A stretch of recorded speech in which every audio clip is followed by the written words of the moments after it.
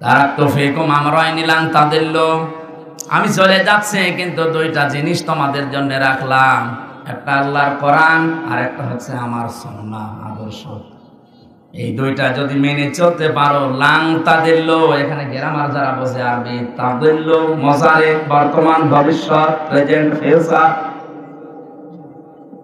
দুইটা কাল নিয়ে যে শব্দগুলো গঠন করা হয় তার আগে যদি লান আসে বাংলা অর্থ দাঁড়ায় কখনোই হবে না।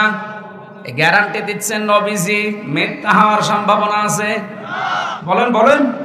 কখনোই পথ ভ্রান্ত হবে না, না খেয়ে থাকবে না, মার খাবে না। 99টা অর্থ আছে তাদের লোক। তোমরা অপমান হবে না, অপদস্থ হবে না, মাথা নত করে থাকা লাগবে না। যদি আল্লাহর কোরআন আর আমার সুন্নাহটা আঁকড়িয়ে ধরো, পৃথিবীর কারো কাছে মাথা নত করা লাগবে না। আমাদের জননী শেখ হাসিনাকে আমরা আহ্বান জানাতে চাই, নবীর এই হাদিসটা বিশ্বনবী জীবনের শেষ দিন এটা বলেছেন, যারাই দায়িত্বে আছে তাদেরকে নিয়ে আপনি এই কাজ করেন, আমেরিকার কাছে, রাশিয়ার কাছে, কারো কাছে মাথা নত করা লাগবে না।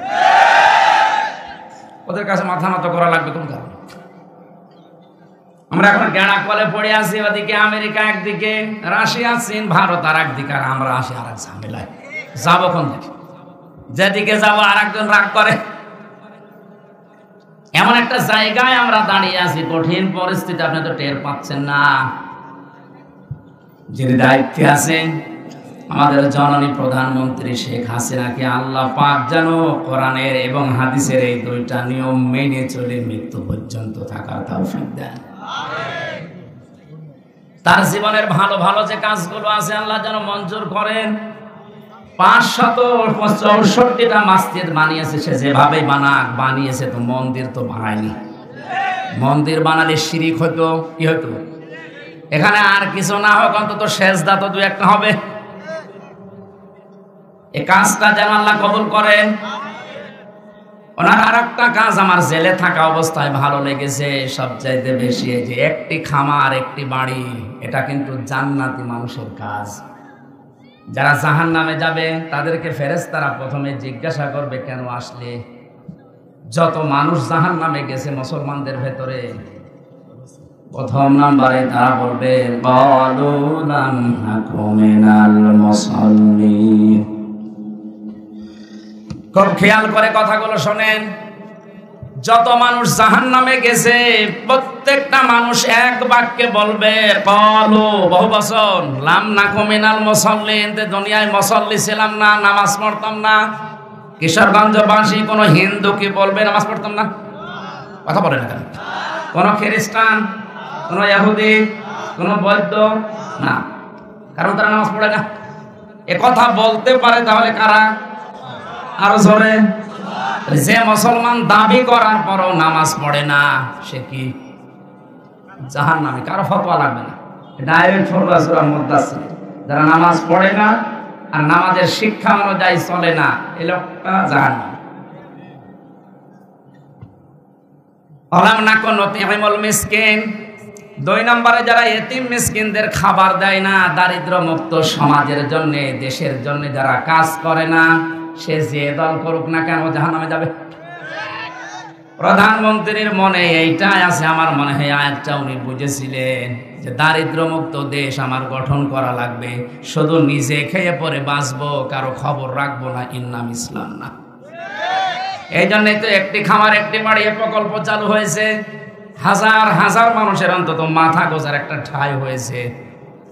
আমার যতটুকু বিশ্বাস মুসলিম হিসাবে, এই মানুষটার জীবনের যদি কিছু কবুল না হয়, এটা কবুল হবে। কারণ ইসলামের আসল কাজ কিন্তু মানুষকে খাওয়ানো, মানুষের মাথা গোজার ঠাঁই তৈরি করা। নামাজ ফরজ হওয়ার আগে এই ফরজটা আগে নাজিল হয়েছিল যে মানুষকে খাওয়াও আর সালাম দাও। আমরা আসলে ইসলামের দিকে না গিয়ে খালি তসবিহ নিয়ে সুবহানাল্লাহ পড়তে আসি, মনে করছে এইটা ইবাদত আর বাকিগুলো দুনিয়ার কাজ। আরে ভাই, পেটে ভাত না থাকলে আপনার আল্লাহ আল্লাহ বের হবে? হ্যাঁ, যদিও এই প্রকল্পের ভেতরে হয়তো দুর্নীতি আছে, কিছু মানুষকে দায়িত্ব যাদের দিয়েছিল ওরা 2 নাম্বারই করতে পারে, উনি তো আর 2 নাম্বারই করে। উনি তো ঠিকই চালু করে দিয়েছিল একটি খামার একটি বাড়ি, এটার দ্বারা আজ লক্ষ লক্ষ মানুষের কর্মসংস্থান তৈরি হয়েছে। জীবনের ইবাদত কবুল হচ্ছে কিনা এটা জানার পদ্ধতি কি? আপনারা আছেন তো? আব্দুল্লাহ বিন মুবারক রাহমাতুল্লাহ আলাইহি এত বড় মুহাদ্দিস ছিলেন, কাবার চত্বরে মাঝে মাঝে ঘুমিয়ে পড়তেন। এই লোকটা নিজের এলাকা থেকে এবার হজে যাওয়ার জন্য টাকা পয়সা গুছিয়েছে। তার ছোট একটা ছেলে ছিল 12 বছর বয়স, এসে কাঁদছে।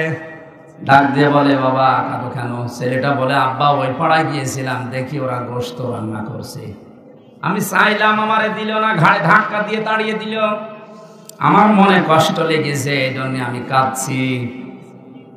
ছেলের কান্না থামানোর জন্য নিয়ে গেলেন ওই বাড়িতে। বাড়ির বাইরে দাঁড়িয়ে সালাম দিলেন, আসসালামু আলাইকুম ইয়া হালাল বাইত। এটা বাড়িতে প্রবেশ করার নিয়ম। এই বিধানটা আল্লাহ কার? লা তাদখুলু বুয়ুতান গায়রা বুয়ুতিকুম হাত্তা তাস্তানিসু ওয়া তুসাল্লিমু আলা আহলিহা। সূরা নূরের 27 নম্বর আয়াতে আল্লাহ বলেন, ঈমান আছে, যদি ঈমান থাকে কারো বাড়িতে হোক নিজের বাড়িতে হোক, সালাম দিবা, অনুমতি নিবা, এরপর প্রবেশ করবা। এই নিয়মটা যদিও ছোট মনে হচ্ছে, এটা অনেক বড় নিয়ম সামাজিক জীবনের। আজ অনেকেই যার তার বাড়িতে আন্দাজে ঢুকে পড়ে, সালামও নেই, অনুমতিও নেই। এটা যে ফরজ বিধান একটা অনেকে মনেই করে। এটা দ্বারা অনেক কিছু থেকে আপনি সেফ থাকবেন। আপনার চোখের গোনা, মনের গোনা, এমনকি অনেক গোনা থেকে বিশ্বনবী বলেন নিজের মায়ের ঘরেও প্রবেশ করা যাবে না সালাম দেওয়া অনুমতি নেওয়া ছাড়া। কারণ তুমি তো জানো না তোমার মা কোন অবস্থায় আছে। কথা বলে না কেন? একটা যুবক ছেলের সামনে যদি মায়ের শরীরে কাপড় না থাকে, ওর নিজের কাছে লজ্জা লাগবে না? কত বড় সূক্ষ্ম জিনিস আল্লাহ কোনো জায়গা বাদ দেননি। এটা ইসলামের যে কোনো জিনিস নিয়ে যদি আপনি চিন্তা ভাবনা করেন, আপনি পবিত্র হয়ে যাবেন। সালাম দেওয়ার পরে লোকটা বেরিয়েছে। এখানে আরেকটা মাসলা আছে।